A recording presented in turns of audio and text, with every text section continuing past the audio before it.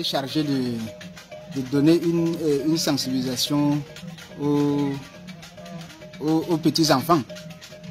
Donc, un enfant qui se rend trop têtu, nos parents prennent cet enfant, ils donnent à ce gueule lui coince avec son bâton qui détient en main, et puis l'enfant cesse de faire n'importe quel désordre. Il cesse le désordre. Et les femmes qui paraissent stériles, ce gueule-là prend cette feuille, cueille cette feuille, il donne à la femme. La feuille qui est attachée. La feuille qui est attachée autour de lui là. Il lui donne, et puis il peut tremper. Soit il mange l'autre, ou le reste il peut tremper, il boit avec l'accord de Dieu, et puis l'enfant conçoit. La femme conçoit. Pendant celle-ci, on partage le nanbara, ou couscous dur, presque non saucé, connu comme cure contre les esprits malsains. Après ce point, départ vers le lieu d'initiation. Là-bas, on retrouve deux compartiments, l'un pour le chef et sa notabilité, et l'autre pour les maîtres initiateurs. Si le premier sert de parlement où se définissent les nouvelles lois du village, le second, quant à lui, est l'affaire exclusive des maîtres initiateurs et donc top secret selon la coutume. Il faut être initié pour arriver là-bas. On doit arriver là-bas.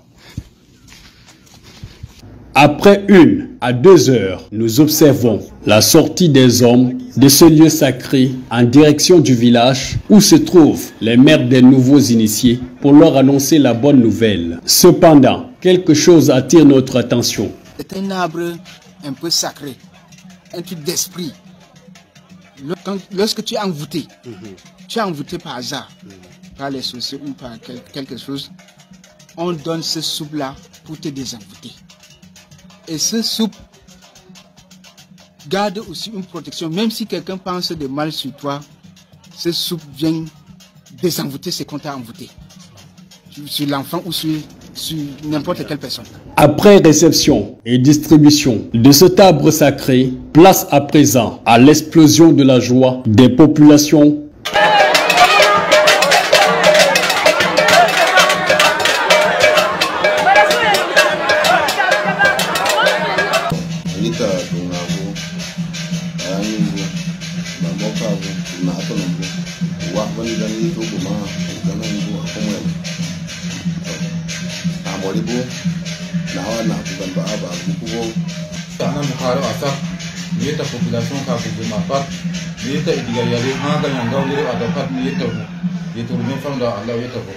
En plus d'être ce qui nous reste quand on a tout perdu, la culture demeure un arbre dont les racines sont ancrées dans le passé et les branches tendues vers l'avenir, et donc une interpellation à l'endroit de tous ceux-là qui négligeraient leur culture.